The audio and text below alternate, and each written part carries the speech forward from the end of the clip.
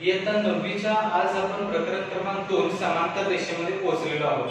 तर समांतर रेषेमध्ये आतापर्यंत आपण सराव संच 2.2 मध्ये पहिले 2 प्रश्न पाहिले होते। आज आपण बघणार आहे प्रश्न क्रमांक 3 आणि प्रश्न क्रमांक 4। तर बघा प्रश्न तिसरा जो काय दिलेला आहे, तुम्हाला सांगितले आकृती 2.20 मध्ये मी इथं तुम्हाला आकृती काढून ठेवलेली आहे। जर कोन A आणि B एकरूप असतील, बघा कोन A आणि कोन B एकरूप आहे आणि कोन X आणि Y एकरूप आहे, तर सिद्ध करा की रेषा L आणि रेषा N या समांतर रेषा आहेत। बघा मी तुमच्यासाठी गोल अंडरलाइन बॉक्स केलेले आहेत, त्याला म्हणजे थोडक्यात सर्कल केलेले आहेत। L आणि N एकरूप आहेत हे सिद्ध करायला आपल्याला पहिला काय दिलेलं आहे बघा, प्रश्न क्रमांक 3 चं उत्तर आपलं आहे। त्याच्यामध्ये बघा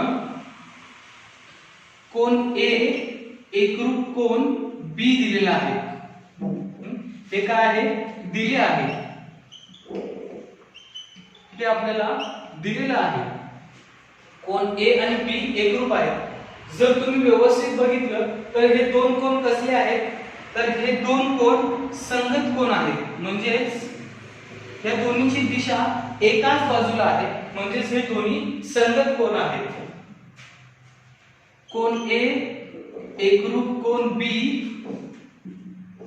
संगत कोन, ठीक आहे। इथे लिहा पण कोन A आणि B कसले कोन आहेत, एकरूप आहेत पण संगत कोन आहेत। आणि जर हे संगत कोन असतील, हे जर संगत कोन असतील तर या दोन संगत कोनांच्या मुळे संगत कोन कसोटीनुसार रेषा L आणि M या समांतर होतील, म्हणून रेषा L समांतर रेषा M। ओके, याचं कारण काय आहे, संगत कोन कसोटी। काय आहे संगत कोन कसोटी, संगत कोन कसोटी आहे जर दोन संगत कोन एकरूप असतील तर त्या दोन संगत कोनांच्या मध्ये असलेल्या रेषा समांतर असतात, ठीक आहे। तर आता आपण बघणार आहे आपल्याला दुसरं जे दिलेलं आहे, कोन X एकरूप कोन Y हे दिले आहे, हे आपल्याला काय आहे दिले आहे।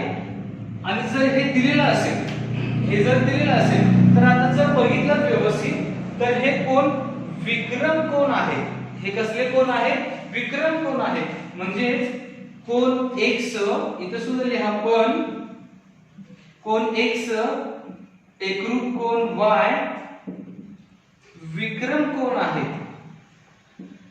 कसले कोन आहे विक्रम कोन आहे।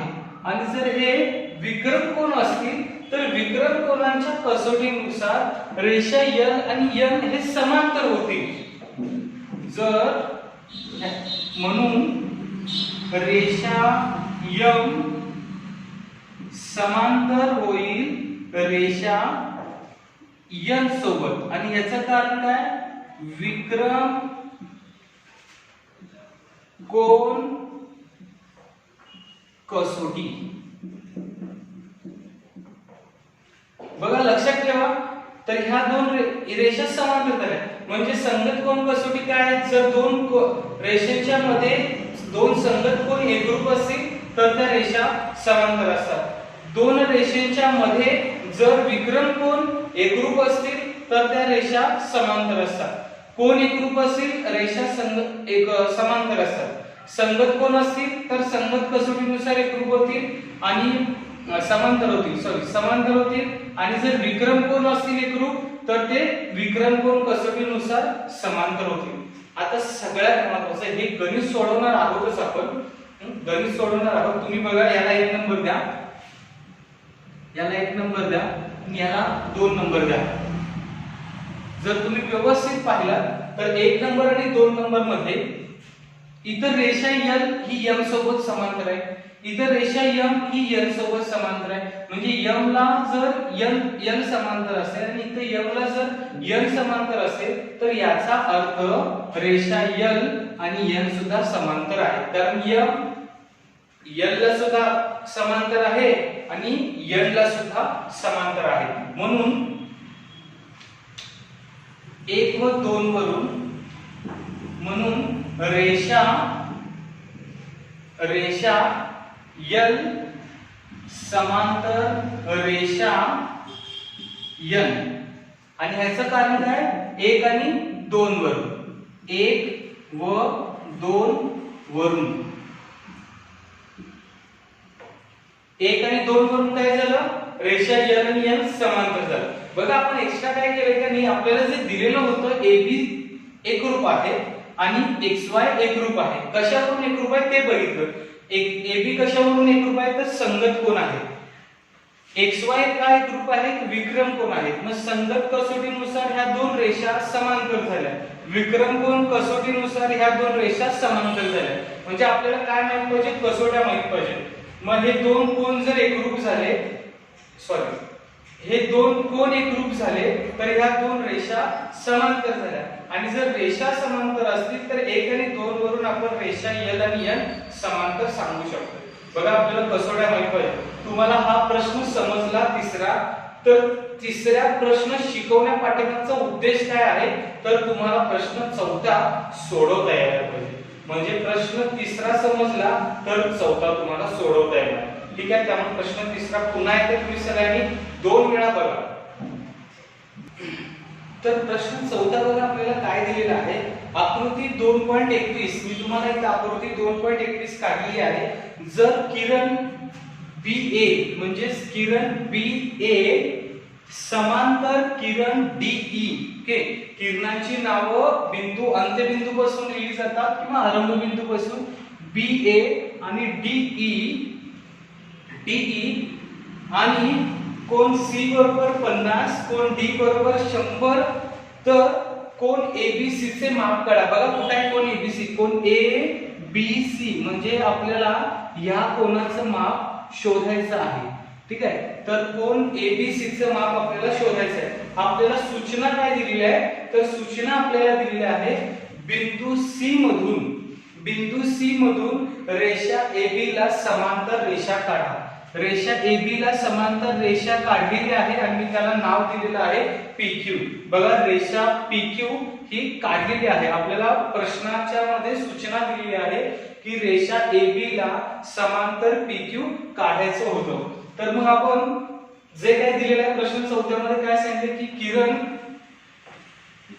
BA ला DE समांतर आहे. म्हणजे BA समांतर DE याला आपण 1 नंबर देऊया.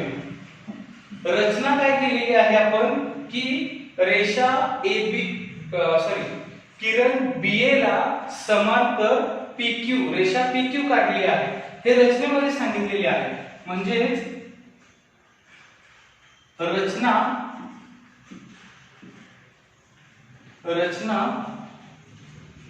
किरण BA समांतर रेषा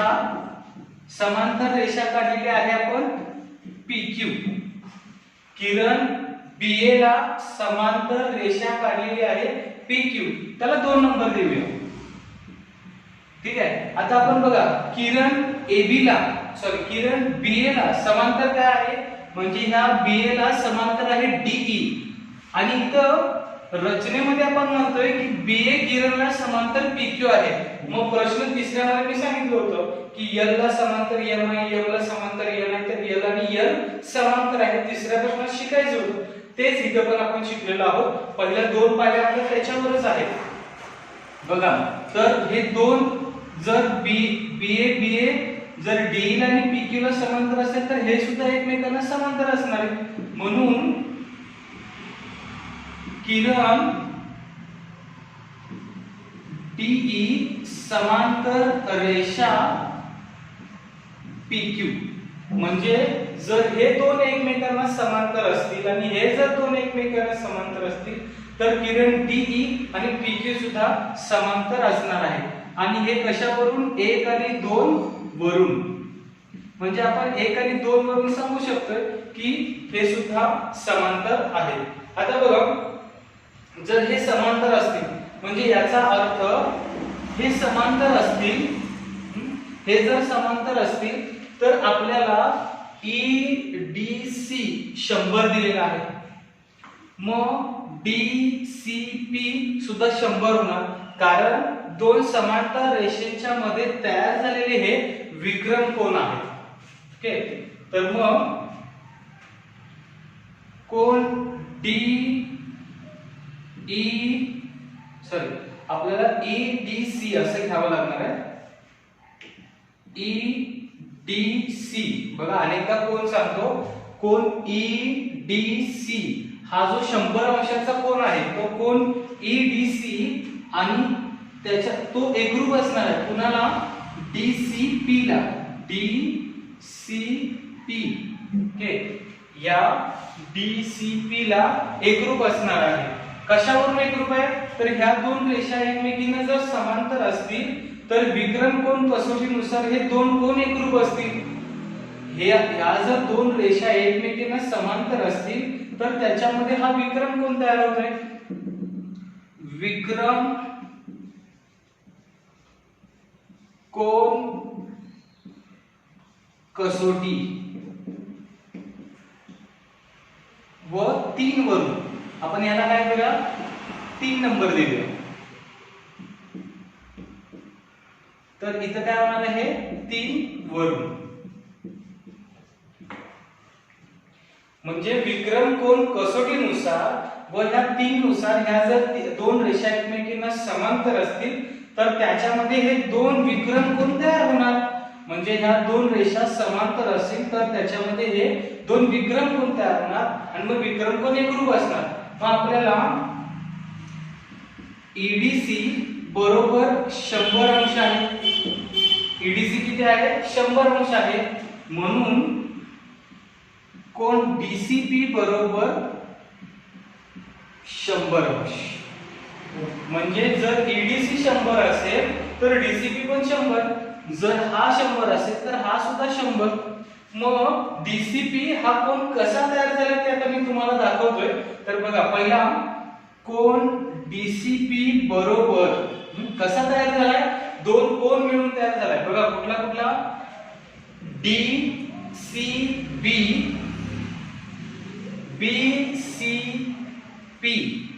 BCP हे दोन कोन मिळून हा DCP कोन तयार होतो. बघा, मी तुम्हाला कळायसाठी एक आकृती काढतो आणि एक उदाहरण देतो.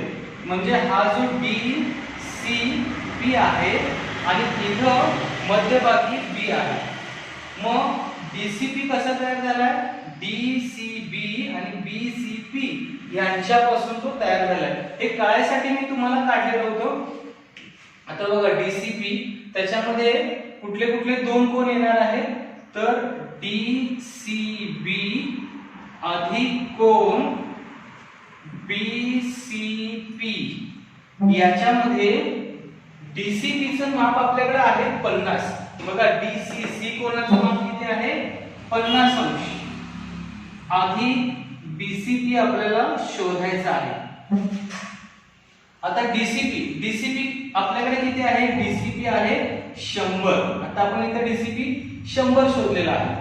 तर मग कोन BCP बरोबर 100 मधून हे 50 वजा करावे लागणार.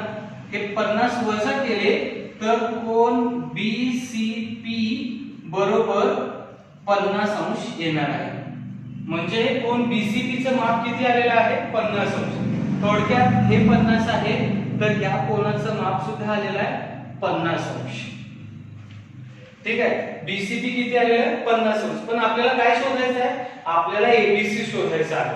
ओके, तर बघा, आपलं BCP आलं होतं 50 अंश. BCP 50 अंश आल्यानंतर आता आपण बघणार आहे आपल्याला शोधायचं आहे तर ABC. मग आता आपण PCB शोधलेला आहे. आपण इथे लिहिलेलं आहे किरण BA, म्हणजे किरण BA आणि रेषा PQ या एकमेकींना समांतर आहेत आणि त्या जर दोन रेषा एकमेकींना समांतर असतील तर त्यांच्यामध्ये तयार होणारे आंतरकोन हे काय असणार आहे 180 अंश त्यांची बेरीज असणार आहे. म्हणजे त्यांची बेरीज काय असणार आहे रेषीय असणार आहे. म्हणजे कोन ABC अधिक कोन ABC अधिक PCB म्हणजे BCP कोन BCP बरोबर 180 अंश. कारण का ते अंतरकोन आहेत. कोणाचे तर या दोन रेषांचे. तर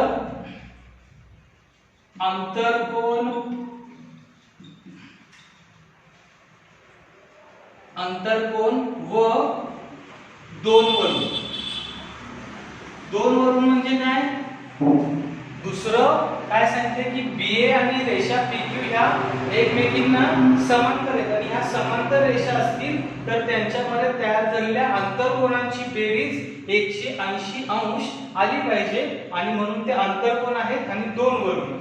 मग आता आपल्याकडे कशाचं माप आहे आपल्याला ABC शोधायचं आहे आणि आपल्याकडे BCP आहे 50 अंश 180 अंश याची दोन्हीची मिळून बेरीज येणार आहे. तर कोन ABC बरोबर 180 मधून आपण आता 50 अंश वजा करणार आहे. तर कोन ABC चं माप येणार आहे 130 अंश. ओके कोन ABC चं माप किती येणार आहे 130 अंश. ठीक आहे. तर ह्या पद्धतीने हे एक्झाम्पल सोडवायचं होतं. बघा पहिला 1 ला 2 एकरूप आहे 2 ला BA एकरूप DE सांगितलं आणि BA एकरूप PQ रचनेमध्ये दिलेलं होतं म्हणून DE आणि PQ सुद्धा एकरूप झाले. मग त्याच्यामध्ये विक्रम कोन एकरूप झाले म्हणून त्याच्यातल्या एका कोनाचं माप 100 आलं. मग 100 म्हणजे त्याचं आपण काय केले दोन कोन एकत्र होते त्यांच्यामधून एका कोनाचं माप वजा केलं आणि त्याच्यानंतर मग हे ह्या दोन रेषा जर एकमेकींना समांतर असतील तर हे आंतरकोन आहेत आणि आंतरकोनांची बेरीज 180 अंश येते आणि म्हणून ABC चं माप काढण्यासाठी 180 मधून जे एका कोनाचं माप आपल्याकडे होतं ते वजा केलं आणि आपल्याला ABC बरोबर 130 अंश मिळालेला आहे. ठीक आहे. तर या इथे आपला हा चौथा प्रश्न देखील संपलेला आहे.